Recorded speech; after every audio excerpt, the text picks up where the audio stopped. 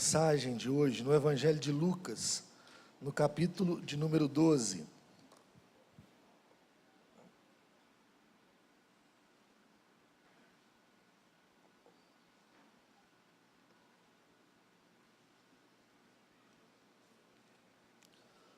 Evangelho de Lucas, no capítulo de número 12, nós leremos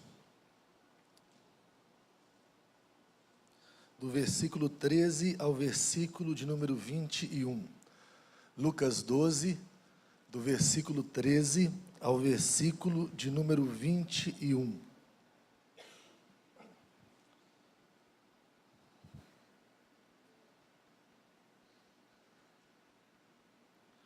Diz bem assim: nesse ponto, um homem que estava no meio da multidão lhe falou: Mestre, ordena a meu irmão que reparta comigo a herança.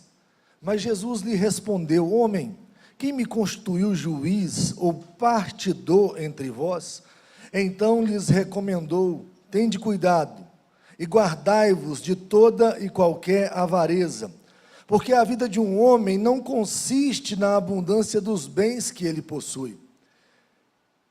Preste atenção, a vida de um homem não consiste na abundância dos bens que ele possui.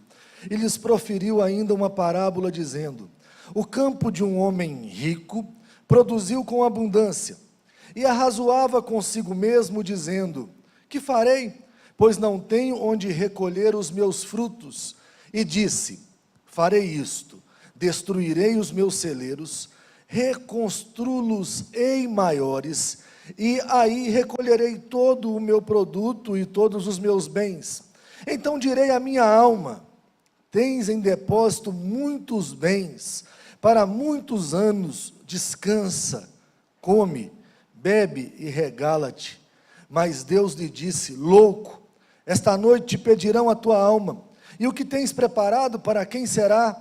Assim é o que entesoura para si mesmo e não é rico para com Deus. Eu sempre carreguei no coração uma preocupação para onde a minha alma iria depois da morte. Eu lembro que eu era menino e uma vez eu assisti um filme chamado Inferno em Chamas.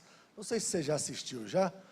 Eu era menino, assisti esse filme, aquele negócio foi um filme dos maiores, assim, de maior terror na minha vida, e eu pensava: pelo amor de Deus, eu preciso fugir do inferno. Eu lembro que eu era menino, um pastor fez um apelo, eu fui na frente porque eu tinha medo do inferno. Por muitos anos na minha vida, a minha relação com a igreja tinha a ver com medo do inferno. Passei algum tempo desviado da igreja, e eu lembro que mesmo desviado da igreja, eu era atormentado com o medo do inferno. Eu pensava: e se agora alguma coisa acontecer?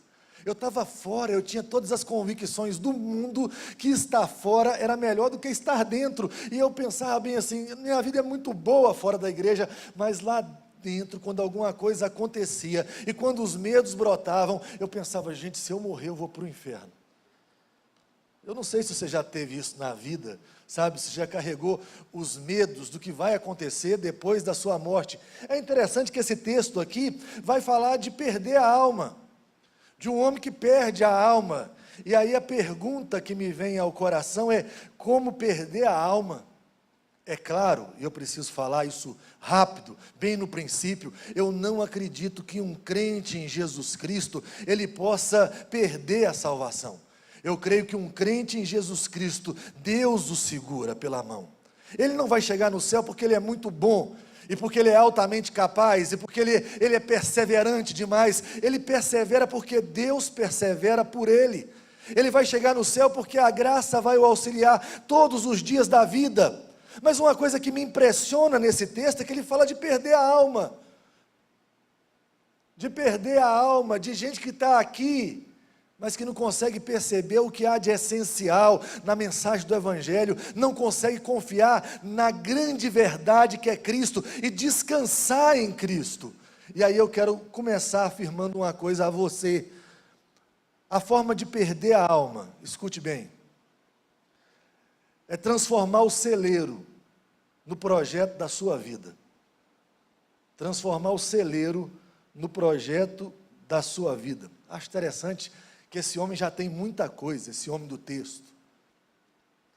Num determinado momento, produz mais do que ele tinha, ou mais do que ele podia reter.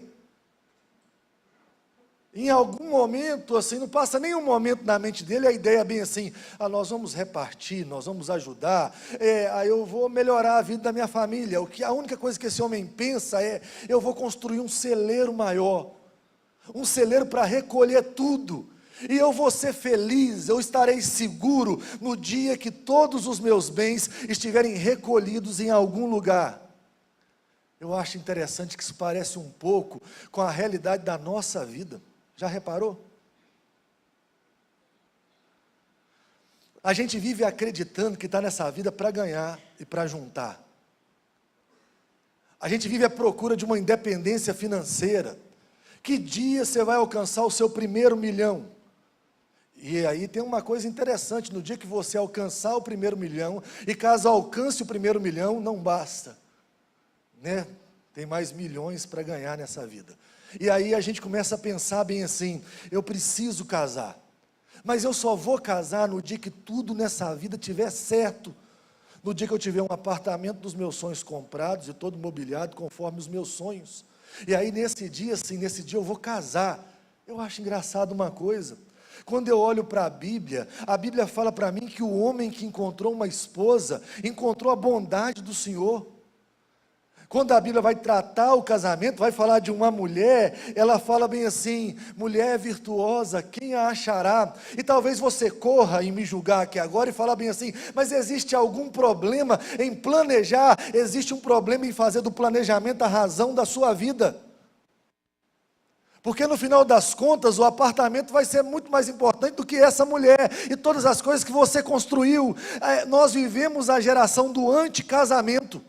Não vamos nos casar, porque casar, meu amigo, vai gerar conta, casar vai me impedir de alcançar os meus projetos. Mas eu quero dizer uma coisa para você que pensa assim, você que está aqui na igreja e entende que o grande projeto da sua vida não é casar, porque você tem alvos a alcançar. Essa noite te pedirão a tua alma.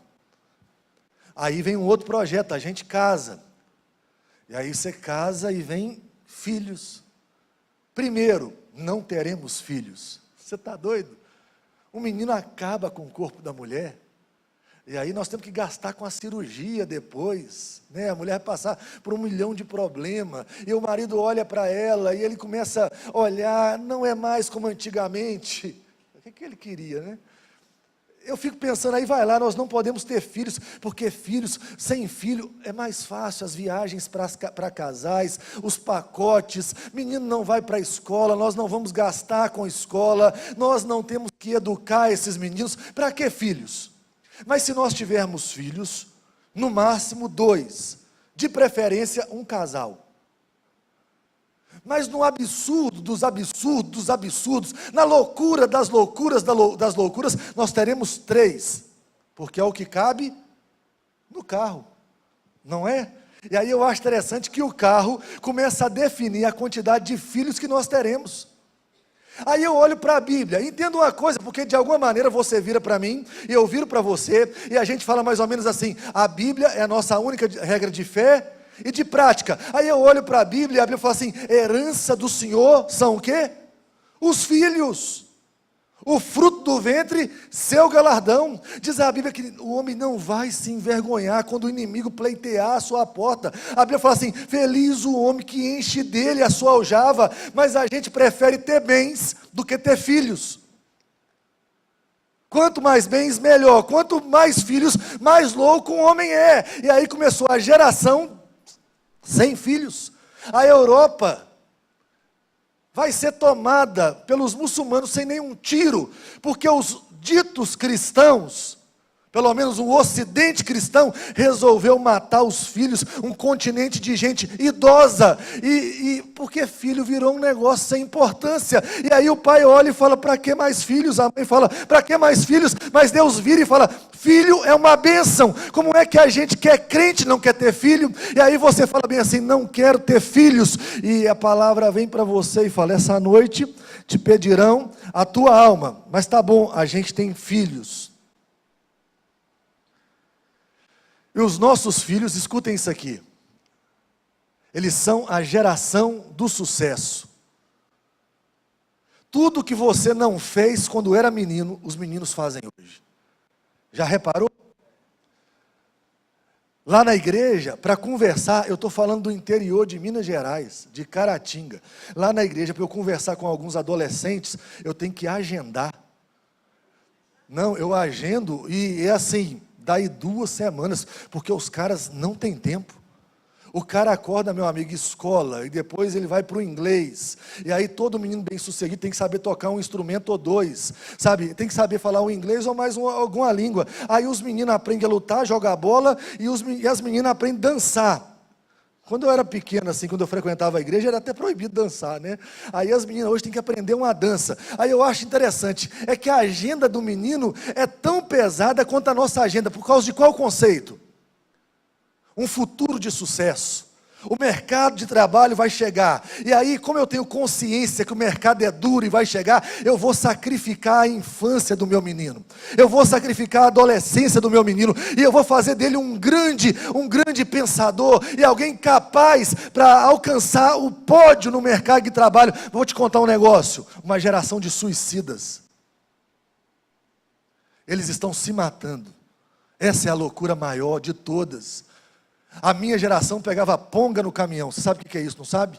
Ponga no caminhão. A gente rodava peão no meio da rua. Saía no soco com os outros no meio da rua. Sabe? Todo mundo tinha apelido nesse planeta Terra. Sabe? A minha geração era muito complicada. E a minha geração, e tem muito da minha geração aqui, ela vive dopada pelos ansiolíticos.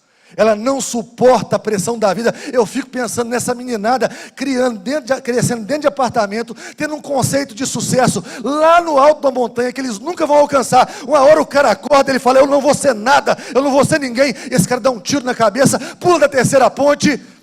E aí, e quem foi o culpado? Aí um dia o pai fala bem assim, eu não entendi, ele estava lá dentro de casa, mas o pai não conversava com o filho. Sabe, o pai não tinha relacionamento com o filho, o pai não sabia quem era o filho. Viveu para ganhar e falar com o menino assim, seja um vencedor. Lembra dos Mamonas Assassinas? Eles cantavam uma musiquinha assim, é importante competir, mas te mato de pancada se você não ganhar. A gente vive essa realidade, sabe? E aí nós vamos pressionando até quebrar. E essa turma que se ama acima de tudo. Porque tem hora que a gente pensa bem assim, o cara que quer suicidar é um coitado. Ele não se ama, não existe ser humano que não se ame de forma absoluta. Todo ser humano foi criado para amar a Deus sobre todas as coisas e para amar o próximo como a ele mesmo. Quando o pecado entrou no mundo, fez um coração. Estão vendo o coração? Agora aguenta coração? Fez um coração. O que era para Deus, veio para cá. O que era para o próximo, veio para cá. Sabe qual é a pessoa que eu mais amo no planeta Terra? Eu. Não é meu pai, não é Deus, não é ninguém, sou eu. Eu me amo de forma exagerada. E eu vou me consumir para alcançar tudo. Aí é uma geração egoísta. Uma geração que quer tudo na mão. E é uma geração que amanhã vai estar com tudo na mão mesmo. Vai governar as coisas. E você que é pai, não entendeu isso. E você que é adolescente não entendeu isso. Essa noite pedirão a sua alma. A gente precisa viver e ter os padrões do reino de Deus como a base que nós construímos a nossa vida e não a nossa vontade. A nossa vontade está destruindo tudo. E eu queria estar nessa noite pregando a um público incrédulo. Mas eu não estou. Eu prego a crentes e tudo que eu falo nessa noite, você fala, é verdade, é verdade, é verdade. E você não tem coragem de sair daqui para guerrear contra esse negócio. vai criando padrões de sucesso que ninguém consegue alcançar, e no final das contas está todo mundo desanimado, destruído. Aí essa turma vai para a faculdade, nós temos que juntar. O menino nem nasceu, está na barriga da mãe, nós já estamos juntando dinheiro para a faculdade do menino, porque nós temos que realizar a nossa vontade nos nossos filhos. Vai para a faculdade. E aí junta dinheiro para ir para a faculdade e tal, e você esquece uma coisa: essa noite te pedirão o quê?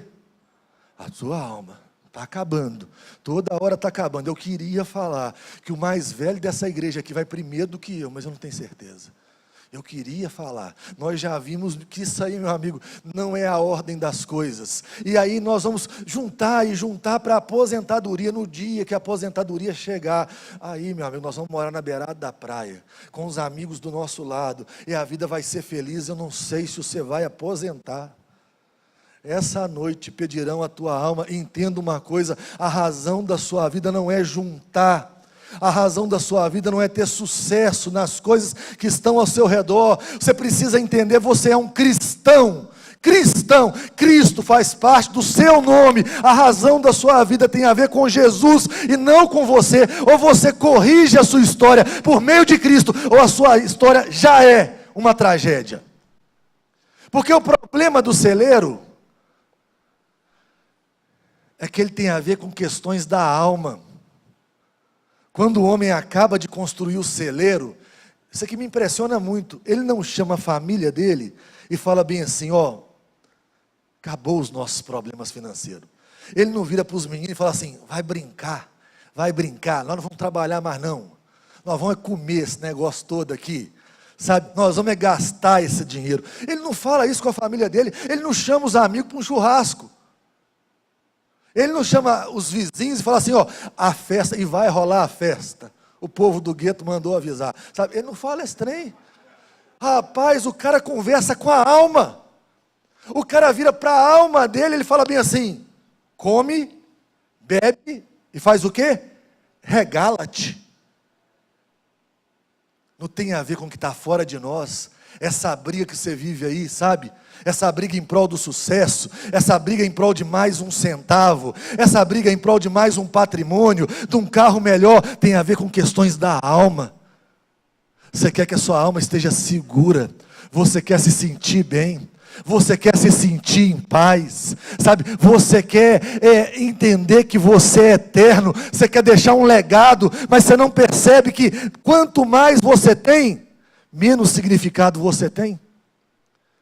É engraçado que a gente anda em bons carros com o coração vazio. A gente enche a barriga de comida cara, mas com vazio no peito.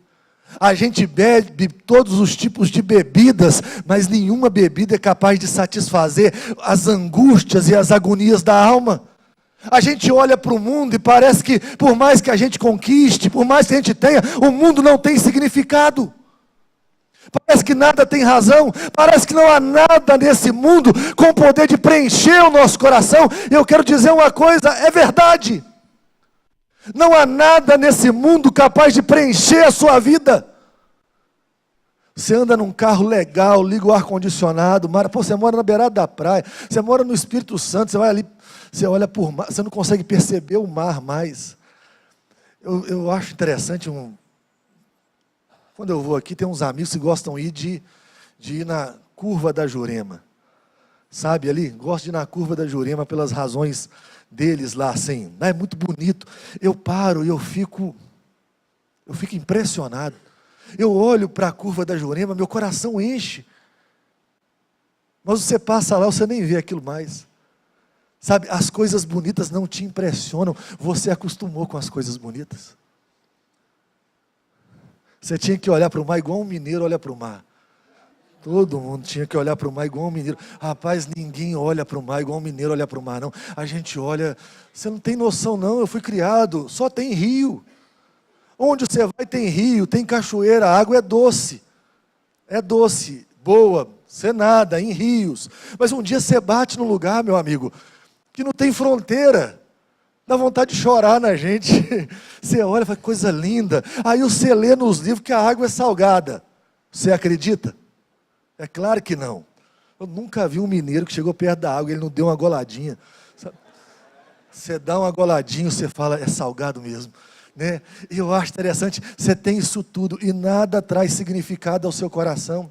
Vou te contar por quê.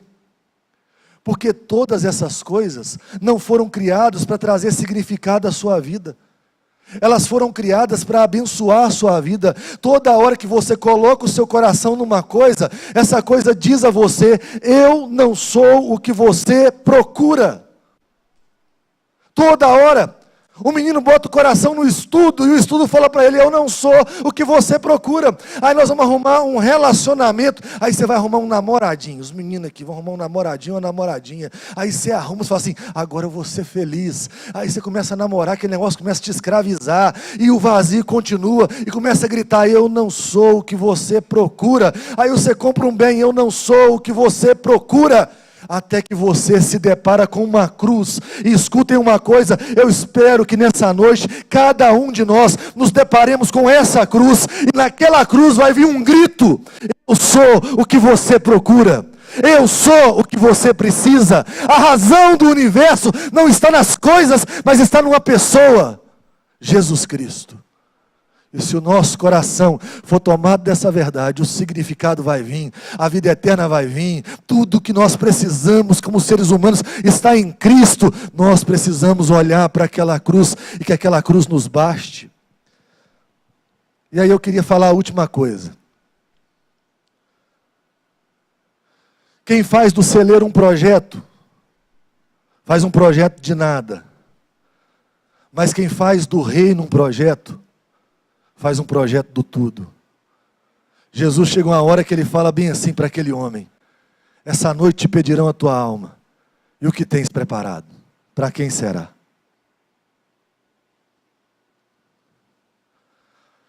Se for hoje, o último dia da sua vida, se for hoje, vai acabar hoje, o enredo acabou. A última hora é hoje, o último minuto. Você apostou tudo em todas as coisas, mas vai acabar hoje. E se acabar hoje, você viveu para quê? Aí meninada, vai acabar hoje. E se acabar hoje, vocês viveram para quê? Qual foi a razão da vida de vocês? Tirar 10 em matemática? Vai acabar hoje. E aí? E se for hoje? E se a veia entupir, coração crescer, parar de bater? Se um carro te achar, se o seu sair da pista, se uma bala perdida nos encontrar, a gente já viu isso toda hora, não já? E se acabar hoje? Você viveu para quê? Para comprar um apartamento? Legal, hein? Você queria ganhar R$1 milhão, vai acabar hoje. Foi a razão da sua batalha. Você queria ser reconhecido. Quando a gente é menino, a gente quer ser reconhecido. A gente quer que todo mundo olhe para a gente e a gente seja essencial. Eu acho que a vida inteira você quer ser essencial. Vai acabar hoje. E aí? Só tinha a ver com você? Aí acabou. E você é pobre para com Deus? Você vai se apresentar diante do Deus Todo-Poderoso. Rapaz, você viveu para todo mundo, menos para Ele. Tem um texto na Bíblia, e eu vou terminar contando o texto. Contando duas coisas. A primeira delas, fala de um homem que encontrou um tesouro perdido. Possivelmente esse homem era um meieiro. Sabe o que é um meieiro? O meieiro ele mede, ele meia. Ele trabalha, o patrão não trabalha, é dono da terra. Quando eles vão colher, metade para o meieiro, ou alguma parte para o meieiro, outra parte para o patrão. O meieiro é um cara pobre. Ele trabalha nas coisas dos outros, ele mora no que é do outro. Eu fico pensando naquele meieiro cuidando da terra. Aí um dia ele bate a enxada, dá um barulho diferente. Aí ele vai cavar. No que ele cava, aí na minha cabeça pelo menos é assim, tem um baú do tesouro dos piratas do Caribe, sabe? Aí o cara abre aquele negócio, que monte de moeda de ouro, de joia preciosa, sabe? Mas pegar a coisa na casa dos outros pode? No terreno dos outros? Se você pegar uma coisa no terreno dos outros, você está roubando, não é? Mas se você vender tudo que você tem e comprar o terreno, aquele negócio é seu, não é? O homem vai lá, vende tudo que tem e compra o terreno e passa a ser dele. Vou te contar outra coisa. Aí aparece um outro homem. Esse homem é acostumado com coisa boa, com pérolas de grande valor. Esse homem frequenta as grandes festas. Esse homem, ele define a moda. Se ele botar uma camisa de um tipo, todo mundo vai usar aquela camisa. Se ele cortar o cabelo de um jeito, todo mundo corta o cabelo daquele jeito. Se ele comprar uma casa nessa rua, todo mundo que é marajá nessa cidade, que é rico nessa cidade, vai comprar uma casa aqui nesse bairro. Esse homem define tudo. Esse homem só come comida boa e cara. Mas tem um dia que esse homem encontra a pérola. Esse homem volta para casa, vende a fortuna dele por causa de uma pérola. Deixa eu te contar uma coisa. O tesouro e a pérola é o reino de Deus, é Cristo. E o que o texto quer dizer é que Jesus é a coisa mais importante para o homem mais pobre que estiver aqui nessa noite e para o homem mais rico que estiver aqui nessa noite. Mas eu vou falar mais. Jesus Cristo e o reino de Deus é a coisa mais importante para o homem mais pobre do planeta Terra e também para o homem mais rico do planeta Terra. Felizes são aqueles que olharem para Cristo e confiarem suas vidas a Cristo. E aí eles podem ir para casa e falar bem assim: nada do que eu tenho tem mais valor do que eu achei. E a princípio aquilo é um sacrifício. Voltar para casa e vender tudo que você ganhou, olhar para tudo que você tem e falar bem assim: isso não tem mais valor do que o que eu achei. Parece que é um sacrifício, mas isso é o grande investimento da sua vida. Talvez as pessoas que estão ao seu redor olhem e falem bem assim: ele despreza tanta coisa. É porque eles não sabem do tesouro que nós encontramos. Eles não sabem da pérola que nós encontramos. Eu quero falar uma coisa para você que é crente aqui em Jesus Cristo. Você conhece o tesouro, você conhece a pérola. Pare de valorizar o mundo. Pare de achar que o mundo tem mais valor do que Cristo, porque o mundo não tem mais valor do que Cristo. Ame a Cristo com tudo que você é e com tudo que você tem, e entenda que no dia que você foi encontrado por Cristo e encontrou a Cristo, você encontrou a coisa mais preciosa da sua vida. E aí eu fico pensando como é que a gente faz quando encontra a coisa mais preciosa da vida. A gente continua preocupado com celeiros, com o que a gente vai ganhar, ou a gente resolve ser rico para Deus, para com Deus e viver para Ele. Eu lembro que eu ouvi uma história no meu primeiro ano de seminário. Ela é muito conhecida, não sei se você já ouviu. Ela contava a história de um moço que resolveu comprar e libertar uma escrava. Ele vivia no período da escravatura, ele resolveu comprar e libertar. Ele pegou um dinheiro, andou no campo de escravos, começou a olhar as pessoas, achou uma menininha. Ele pergunta o preço. Ao ouvir o preço, ele tira o dinheiro e compra. A menina viu. A menina o odeia com todas as forças do coração. E a menina enche a boca de catarro e cospe no rosto do homem. E aí ela vira para ele, com muito ódio, ele vira para ela e fala bem assim: a partir de hoje, você está livre. Livre. Aquela menina olha para aquele homem e começa a repetir a seguinte frase: o Senhor me comprou para me libertar. O Senhor me comprou para me libertar. Daqui a pouco ela começa a chorar. E ela vai chorando convulsivamente: o Senhor me comprou para me libertar. O Senhor me comprou para me libertar. Daqui a pouquinho ela cai de joelhos e olha para aquele homem e diz bem assim: o Senhor me comprou para me libertar.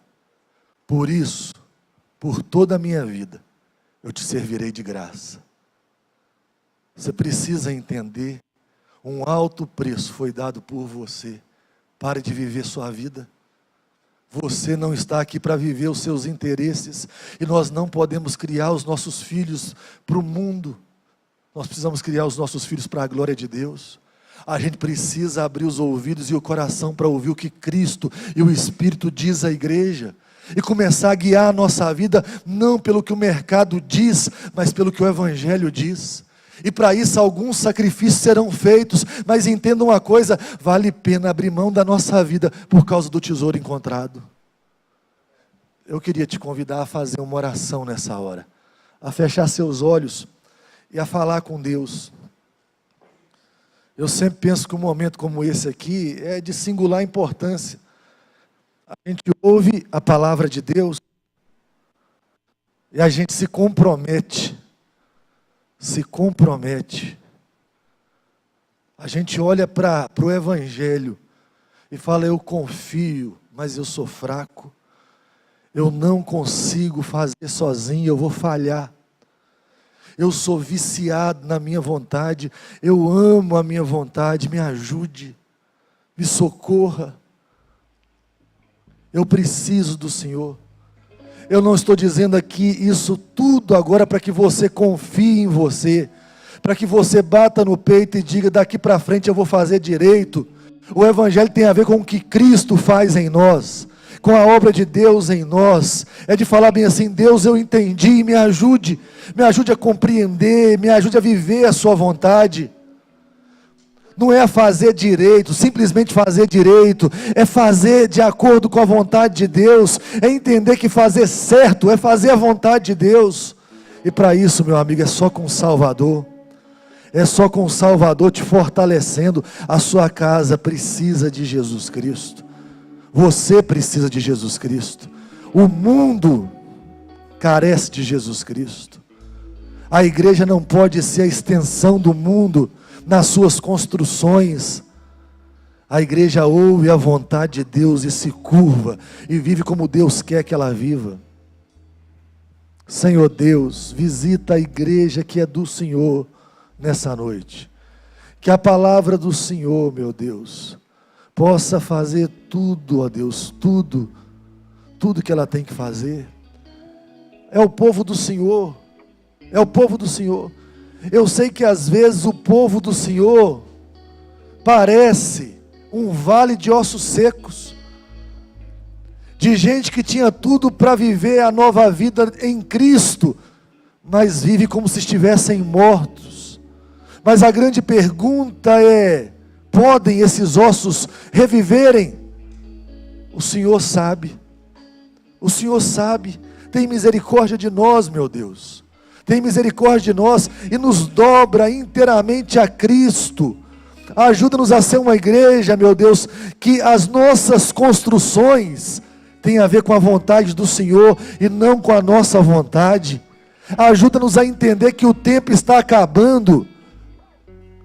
E o que adianta ganhar o mundo inteiro e perder a alma? E quantos estão perdendo a alma aí, tentando ganhar o mundo? Vivemos na tragédia, Deus, de vermos os nossos filhos se matando, porque não tem esperança. Nós colocamos um padrão mundano que eles não conseguem tocar. Tem misericórdia dessa geração de pais, meu Deus, primeiro, e dessa geração de filhos. Toma o coração de ambas as gerações. Converta o coração de ambas as gerações ao Senhor, para que se levante uma geração cristã, guiada por Jesus Cristo e não pelo próprio coração. Nós colocamos a nossa vida nas tuas mãos, porque sem o Senhor nós nada podemos fazer. Nós nos entregamos no nome de Jesus. Amém. Irmãos, que a graça e a paz do Senhor Jesus esteja sobre todos nós.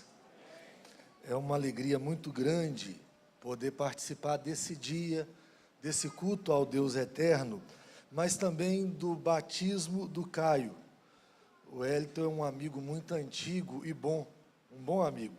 É meu amigo desde o tempo onde ninguém chamava ele de Wellington, muito menos de pastor, só chamava de Boquinha, né?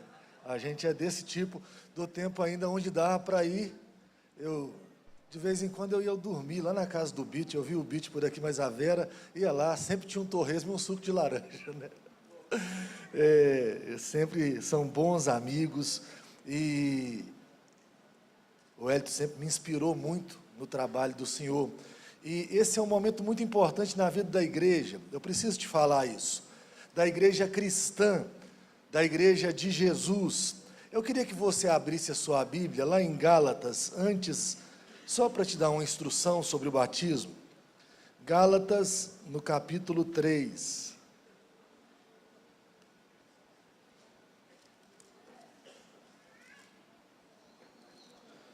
Gálatas 3.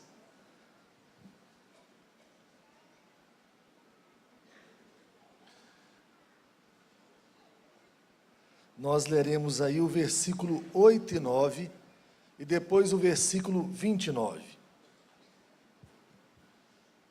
Vamos ler juntos? Dá para ler todo mundo junto? 8 e 9, Gálatas 3, 8 e 9, depois o versículo de número 29. Leiamos. Ora, tendo a Escritura previsto que Deus justificaria pela fé os gentios, pré-anunciou o Evangelho a Abraão: em ti serão abençoados todos os povos, de modo que os da fé são abençoados com o crente Abraão. Versículo 29, todo mundo. E se sois de Cristo, também sois descendentes de Abraão e herdeiros segundo a promessa. Compreenda uma coisa. Conforme as Escrituras Sagradas, existe uma aliança só, que Deus fez desde o livro de Gênesis e que vai até Apocalipse. Como presbiterianos, nós somos aliancistas. Nós cremos que Deus fez uma aliança, e apesar dos homens quebrarem essa aliança várias vezes, Deus sustentou a aliança, Deus manteve a aliança. Então, os patriarcas foram quebrando a aliança, e Deus levantava a aliança dele e mantinha a aliança. Quando chega em Cristo, tudo que havia sido prometido no Antigo Testamento se cumpre. As promessas vão se cumprindo em Cristo, e uma coisa me chama a atenção, é que algumas pessoas, alguns desavisados, e até maldosos às vezes, eles querem olhar para as Escrituras e dizer bem assim: o Novo Testamento é a palavra de Deus, o Antigo Testamento tem princípios para a nossa vida, mas não é mais a palavra de Deus. A Bíblia começa de Jesus para frente. É engraçado que quando você vai para o Novo Testamento se apresenta como cumprimento do Antigo, de maneira que Jesus é o servo sofredor de Isaías, ele é o filho do homem de Daniel, Jesus, ele é o filho de Davi, o descendente de Davi que se assenta no trono, e aqui nesse caso específico, ele é o descendente de Abraão. O descendente de Abraão. Deus cumpre a promessa a Abraão em Cristo, de maneira que todos nós que estamos em Cristo, Jesus é dono da sua vida? É ou não é? Jesus é dono da sua vida, então você é um descendente de Abraão. Você é um descendente de Abraão pela fé. Os descendentes de Abraão não são os que nascem em Israel, são os que nascem pela fé. Nós somos descendentes de Abraão. Logo, as promessas de Abraão, para Abraão, se aplicam em nossa vida. E qual que é a promessa de Deus para Abraão? É que os filhos de Abraão seriam filhos de Deus. E sabe com quantos anos uma criança era circuncidada no tempo de Abraão? Com 8 dias de vida. Aí eu fico pensando em alguém perguntando para um descendente de Abraão assim: você crê no Deus da aliança? E botando na boca do neném, né? E o neném, você imagina o que o neném está falando? Você vai confiar a sua vida inteira? É uma promessa que Deus havia feito para Abraão, que os filhos dele participariam dessa igreja visível. E aí uma coisa interessante, algumas pessoas, e ouçam bem, falam bem assim: nós não temos nenhum texto no Novo Testamento que nos fale sobre batismo infantil. Deus promete uma coisa que vem sendo seguida ao longo dos anos. Desde Abraão, as promessas vão vindo. Chega no Novo Testamento, vem Cristo. O cumprimento da promessa, o ápice da promessa. E você entenda uma coisa, desde o princípio das coisas, os filhos do povo de Deus faziam parte da igreja de Deus. Quando chega no ápice da promessa agora, alguém quer dizer que os filhos não fazem mais parte do povo de Deus. Agora preste atenção numa outra coisa. A promessa veio vindo, veio vindo, veio vindo. Para a gente parar de fazer, para que nós não batizássemos nossos filhos, alguém deveria chegar e falar bem assim no Novo Testamento: não precisa fazer mais. Não ter que falar, você imagina, você vive fazendo toda a história até Cristo, fez aquilo, agora chega em Cristo, simplesmente nós iremos parar de fazer, não. Agora, para pararmos de fazer, alguém tem que falar bem assim: não batizem os seus filhos mais. Mas se ninguém falou, em Cristo agora os nossos filhos são recebidos na igreja. No Antigo Testamento, por meio da circuncisão. A circuncisão era o símbolo da aliança. No Novo Testamento é o batismo, porque agora não é necessário mais derramamento de sangue, mas louvado seja Deus, meu filho é abençoado, os meus filhos são abençoados pela promessa de Deus, e desde pequenos eles já fazem parte da igreja do Senhor Jesus, eles já recebem as bênçãos de serem criados ouvindo a palavra de Deus. E eu estou aqui nessa noite hoje para que nós possamos participar desse momento tão abençoador, que é o batismo do Caio. Eu gostaria de convidar o reverendo Wellington e a Glenda e o Caio, para que eles viessem aqui à frente.